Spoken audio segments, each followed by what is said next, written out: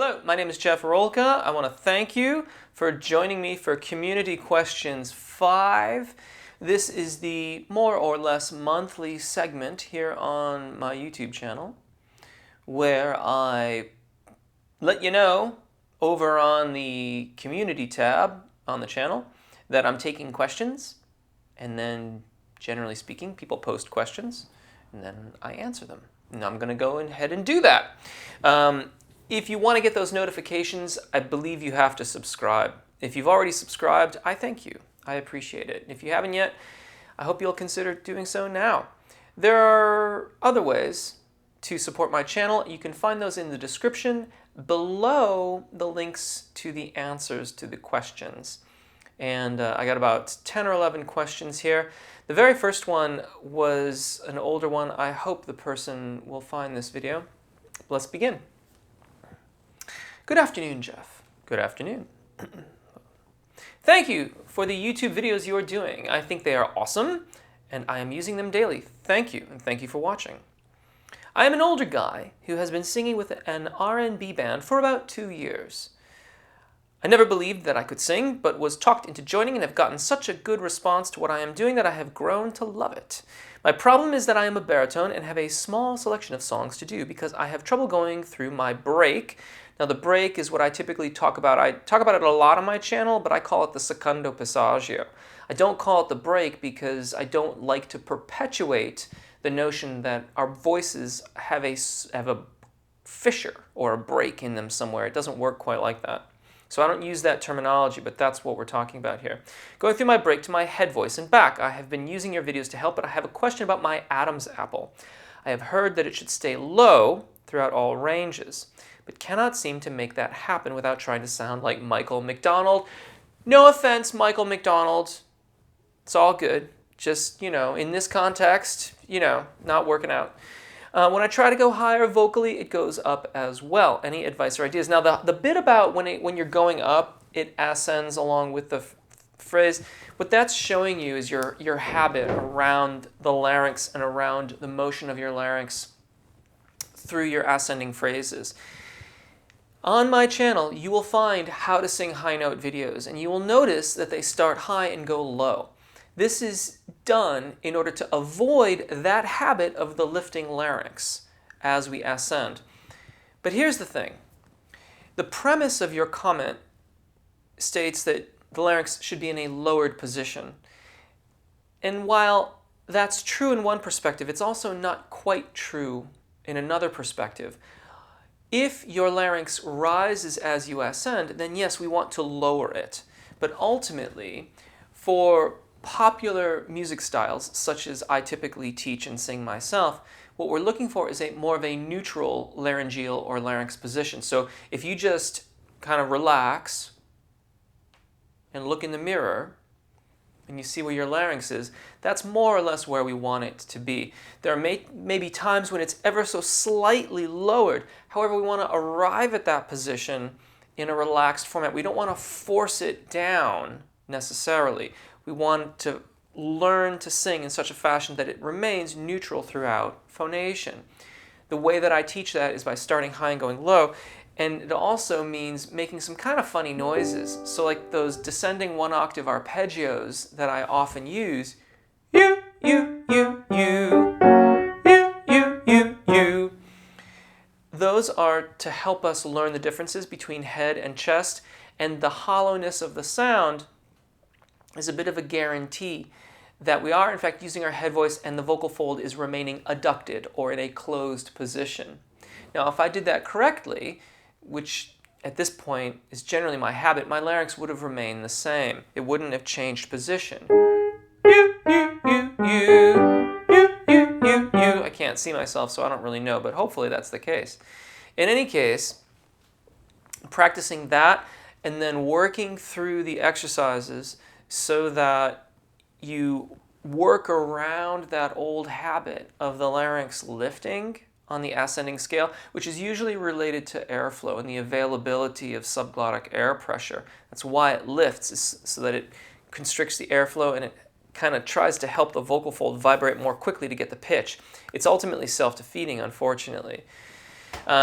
once we work around that habit, then you can start getting phrases that go back and forth across the secondo passaggio, or the so-called break, seamlessly and with good intonation and tone and all that kind of stuff. I do hope that helps.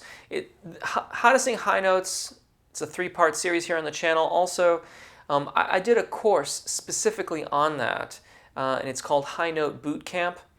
That's not offered all the time. The enrollment only opens once a year. That enrollment period was in April, so the next enrollment period is going to be coming around in March, April of 2020. If you're on my newsletter at jeffrolka.com, you'll get notified when enrollment opens.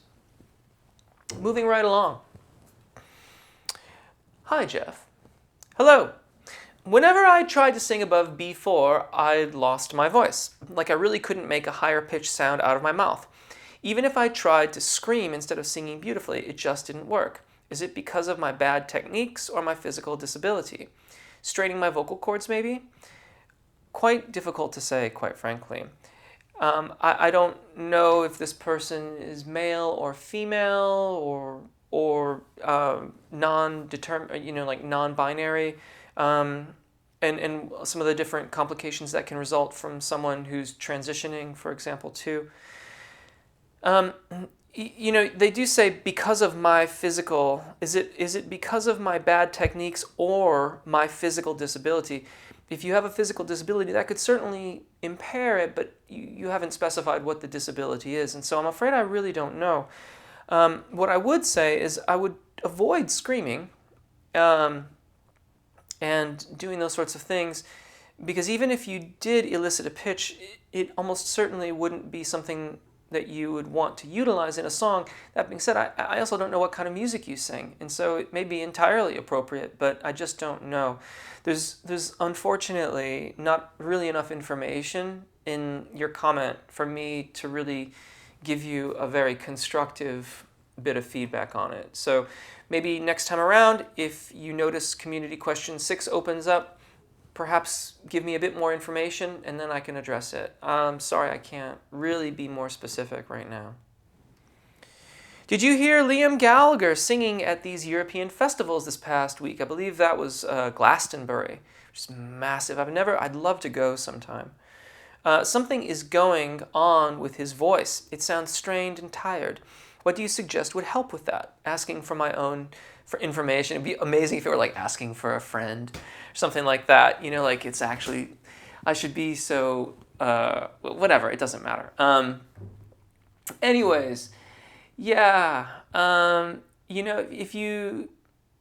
a lot of reasons why Liam's voice may be responding the way it is. If you go back and listen to the early days of Oasis, and then go a few years forward on the old YouTube videos that you can find, and see them several years later, you can start to hear the strain and the wear and tear on his voice. Oasis had many issues, not the least of which was the acrimony between the brothers. I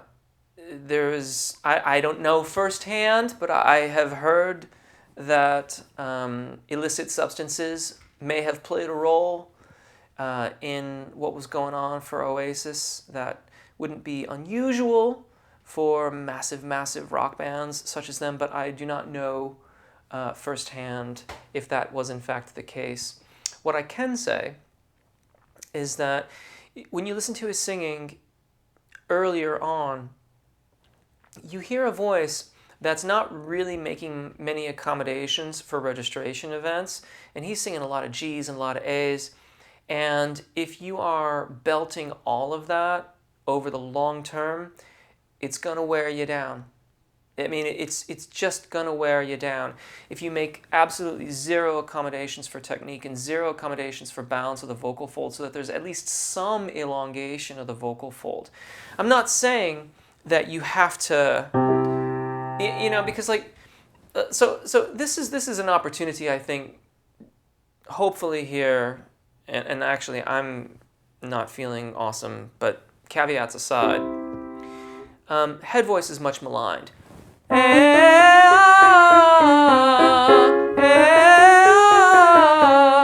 That's my head voice at the tops of those scales when I transition from the lower notes to the upper notes.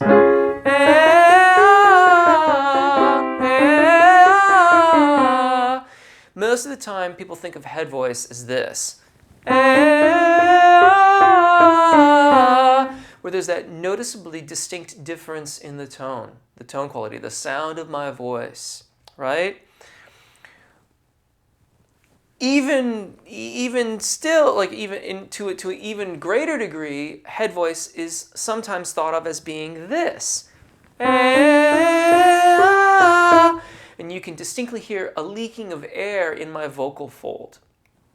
That is falsetto tone production. I'm using my falsetto voice, but I'm not in my falsetto range, and so it comes off very airy, very light, and very weak. If I'm in my falsetto range, and I've got that separation of the vocal fold, it's much stronger and much more full voice sounding. The thing here is that with good technique across the secondo passaggio, most of the tone characteristic differences between below and above the break, below and above the secondo passaggio, can be mitigated. You can sound the same, and you don't endure the wear and tear. If you don't make any accommodations whatsoever, so you're just purely thyroarytenoid dominant, you're going to force your chest voice without any elongation of the vocal folds to continue to go higher and higher, it's going to wear you down. Now, I don't know his voice that intimately. In other words, I haven't had him in the studio in a lesson and been able to hear him sing scales and things like that and work through his voice and come to really understand where all the registration events are and the characteristics and qualities and the nature of the instrument that he possesses.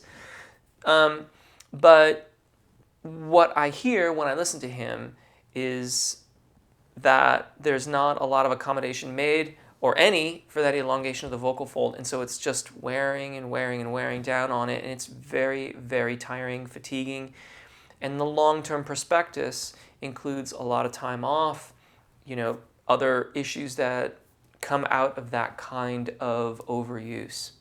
So, in a nutshell, that's my read on the situation. Great question. Always fun to think about stuff like that. My vocal gets after some conversation.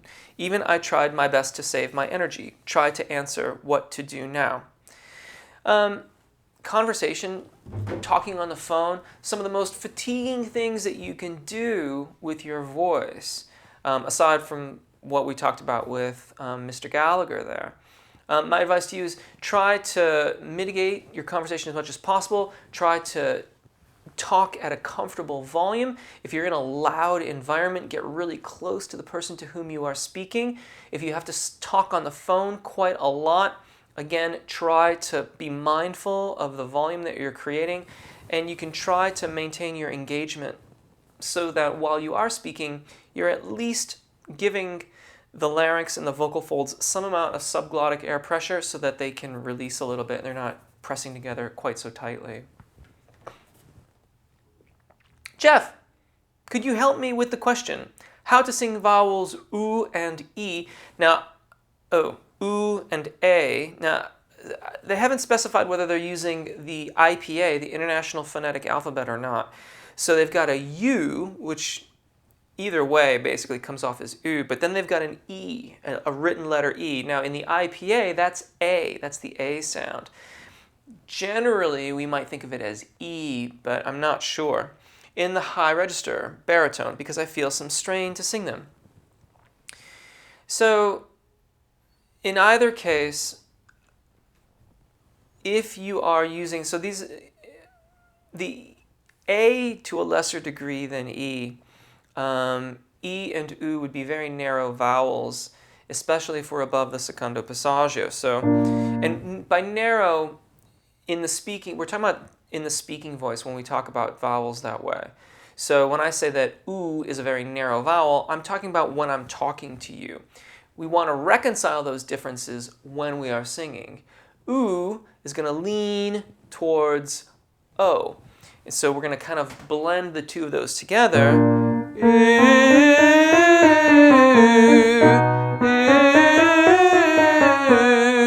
in order to keep our phonation consistent across the secondo passaggio. E will lean towards the A vowel, or towards eh. So,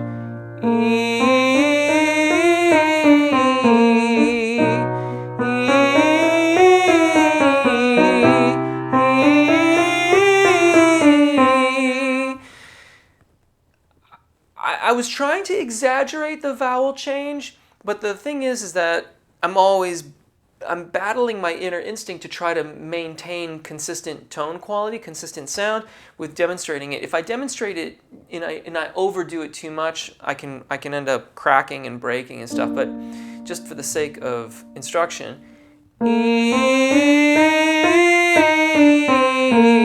hopefully you can hear that shift as I ascend, but then I return to the E as I descend.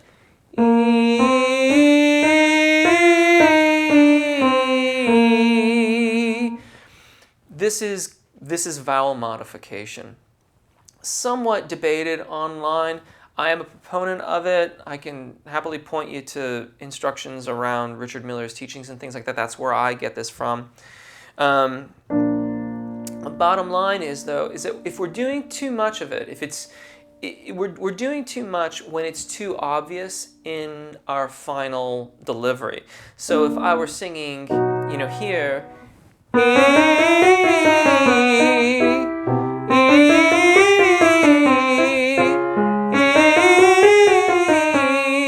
but it was coming off more of as a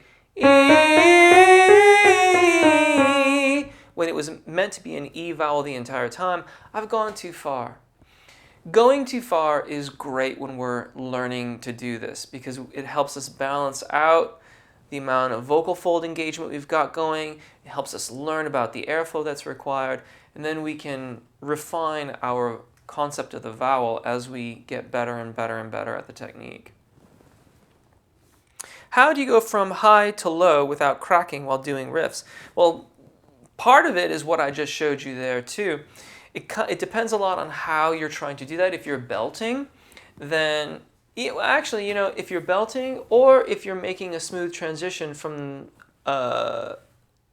cricothyroid dominant singing voice to thyroarytenoid, probably the biggest, most pervasive bad habit around this is that we sort of disengage too much of our subglottic air pressure, and the vocal fold just kind of collapses around it. It can be allowed to open, or it loses that subglottic air pressure that it requires to maintain the closure or reduction, and then all sorts of bad things can happen. Basically, anything can happen.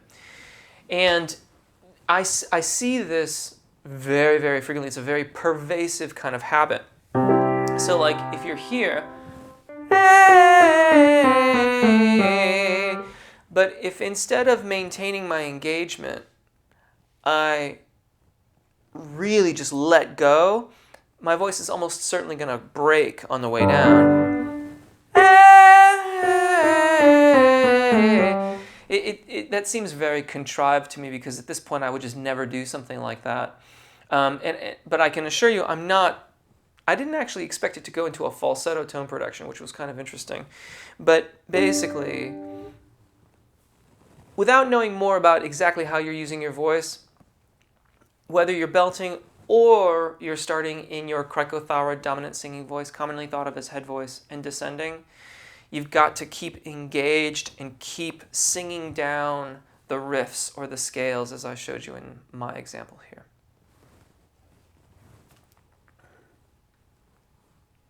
Hi, Jeff. I always seem to have trouble with and again, I don't know if they're using the IPA or just English. They have an I in quotes, which in the IPA is the sound for E. Vowels when going into a D4 and higher. I'm not sure how it's supposed to feel in my throat. I try to mimic the way Sinatra sings his, again, I's, E's, I'm not sure, but I feel like I'm not doing it correctly. Any help would be greatly appreciated. So let's just, since I don't know which one we're talking about here, I just got done talking about the E vowel at or above the secondo passaggio quite a lot. I'm going to say go ahead and reference that and listen to the blending of that vowel, that modification to that vowel. If it's an I, then if we think about it more like an ah, we can get a better response from it. So, I.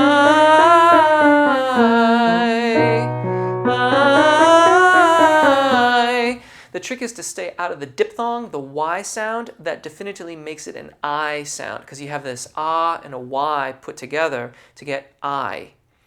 So we stay in the vowel segment of the diphthong, and that can really, really help us. You got to take this on a case-by-case basis, though, and evaluate how it's working in the song as to how much of that diphthong you need to have there. Because if it's not a really long melodious phrase, then I would suggest that you probably want to get to that Y pretty quickly in order to have a reasonably good enunciation. But once you're above the secondo passaggio, like all bets are off, and we can go to great lengths to maintain good singing, good phonation when we're above the secondo passaggio, including really, really forestalling that diphthong, that Y sound, for as long as is necessary in order to make sure that we stay in tune and have a good phrase and all that kind of stuff. I'm a mezzo-soprano. What do you call that thing you cross when you go up to higher notes? Also, what the heck is tone? Okay, I've been talking a lot about tone in this video. Tone is the sound of your voice. Tone quality would be another way of saying sound quality. I talk and use that term a lot just because it's very familiar to me, and I use it all the time, and I think about it in those terms. But when I say tone quality, I'm talking about sound quality, the sound of your voice. That thing that you cross. Now, for female vocalists, there is an additional delineation that occurs in their voices, or in your voice. You have what is called a middle range, and that middle range is broken into two halves, upper and lower middle range. So it depends a lot on what you mean by high notes. The middle point of the mezzo-soprano voice is going to be around B flat, right below C5, right about there. Now, if that's what you're talking about, that's the transition between the lower and upper middle voice. Now, there's another transition point for mezzos about here. That's E flat above C5. And that is the secondo passaggio. Depending on your voice, the secondo passaggio can be more or less prominent.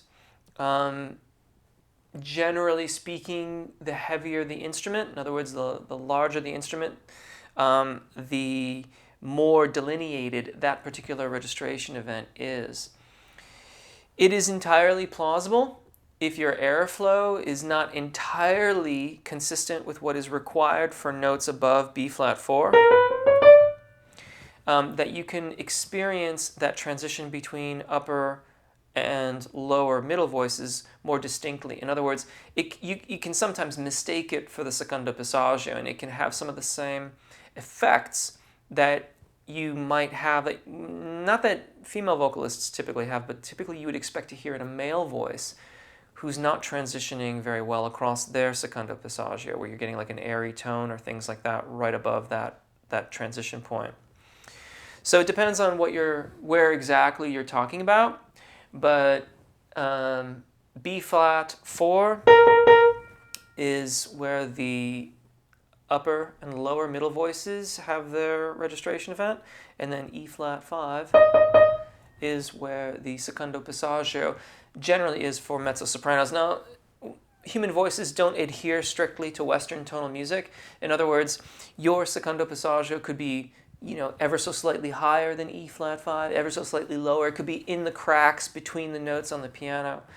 That usually gets worked out in lessons when vowel alignment and airflow get to the point where you're getting really, really consistent phonation across much of the lower parts of your voice, and you're beginning to experiment with registration events and moving beyond the thyroarytenoid dominant singing voice.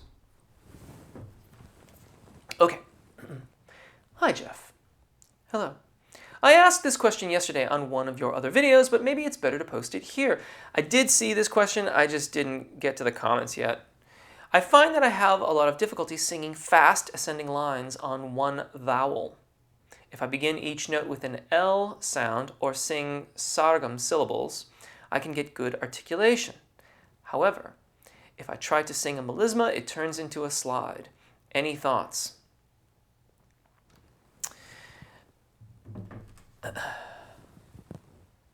Yeah, several thoughts, really. Not the least. I suspect that this is simply a matter of time, but it's a little bit hard to say because, of course, I haven't heard what you sing. It's entirely plausible that you can still be glissing through the pitches when you have that L sound. L is a partially phonating consonant. So what you may think is li li li li li li li li li could be li li li li li, or I'm still glissing up to the pitch. I just have a definitive beginning because I'm putting a consonant there. Without knowing more about your voice, I suspect this is more an oral skills thing, but it could just as easily be a vocal technique kind of thing. Probably the thing to do is, I did a video called Fast and Slow, and in it I go through many of the commonly used patterns, but I use a metronome and I really go from pretty slow to pretty fast, and see what you sound like when you're singing.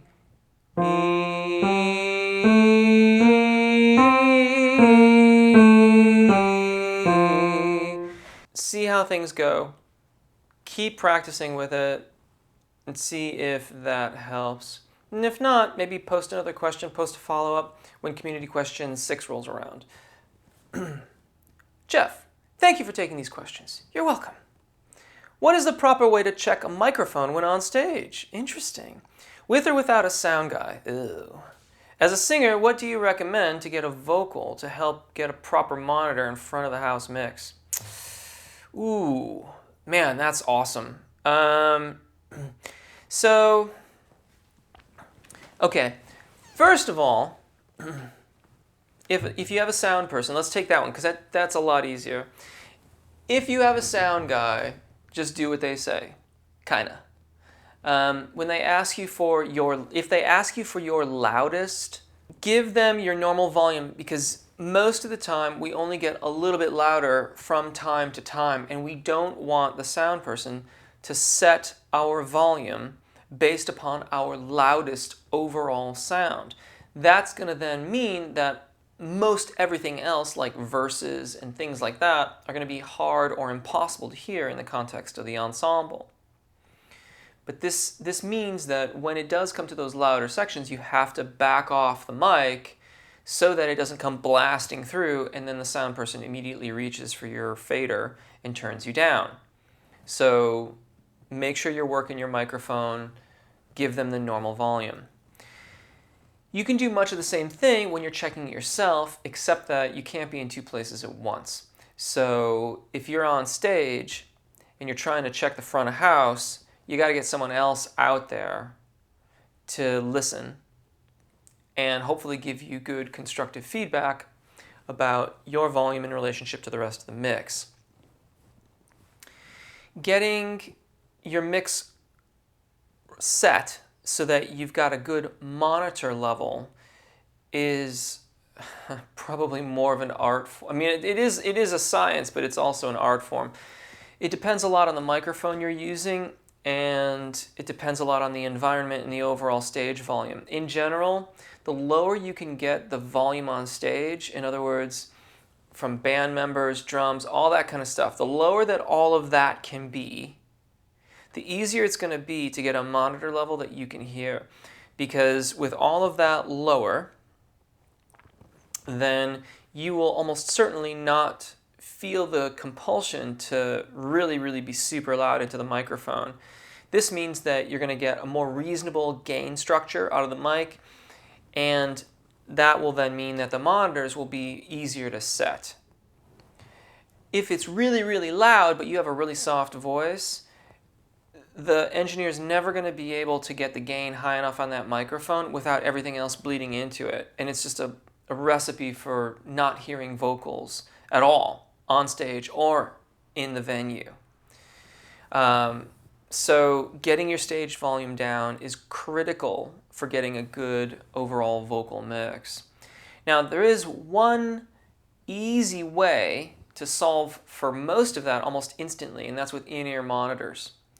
If you can afford in-ear monitors, and nowadays they're not nearly as expensive as they used to be, and they don't have to be fancy, it just needs to be something, like even if you just took a small mixer, and you plugged your microphone into that, gave the outputs of that to your sound guy, and then used a pair of headphones out of that if it has a headphone output, that would give you in-ears in quotes that you could then control and treat your ears gently, but you could then hopefully get a sound out of there and just use regular old earbuds that you can then hear your ambient sound. Now, if the ambient stage noise is too loud, then that creates another issue.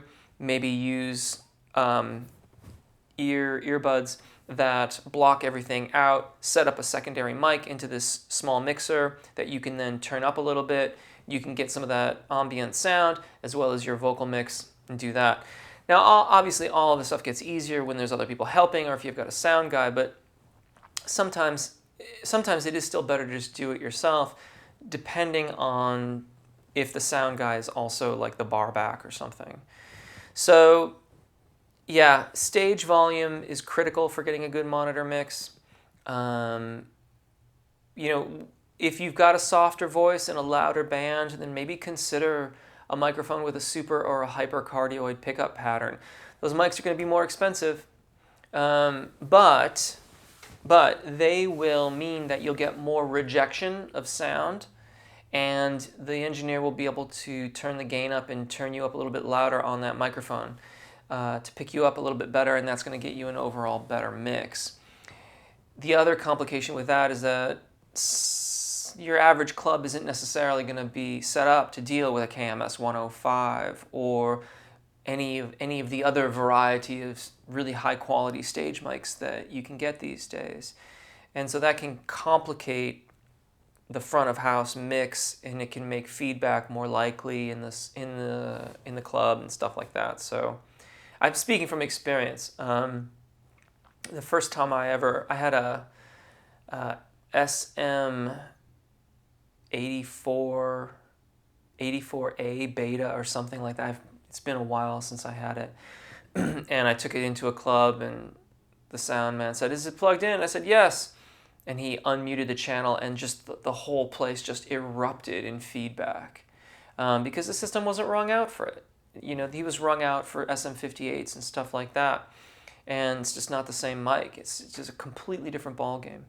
So that's kind of a complicated answer, and there's a lot of variables to getting good monitors.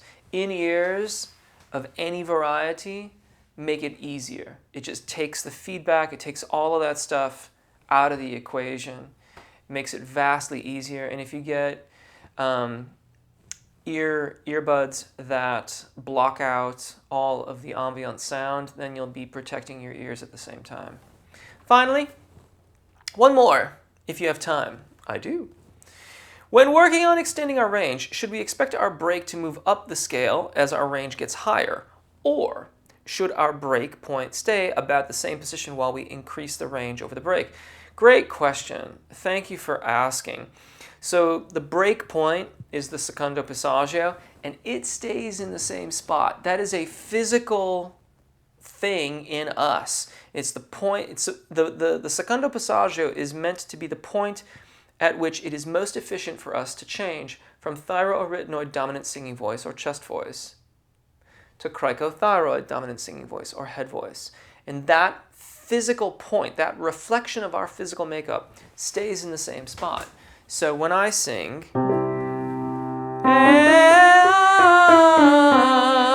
I'm changing between the fourth and fifth pitches.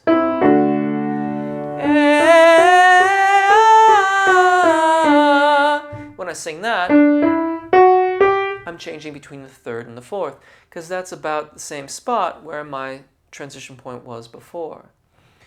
That's going to stay in the same spot as we continue to go above and below and back and forth across the secondo passaggio. I hope that these answers help. I hope they shed some light on the questions. Thank you so much for them. I love answering questions. I love this time, and I am grateful for the opportunity to serve in this capacity. Take really good care of your voices, enjoy singing, and hopefully we'll see you again. Bye.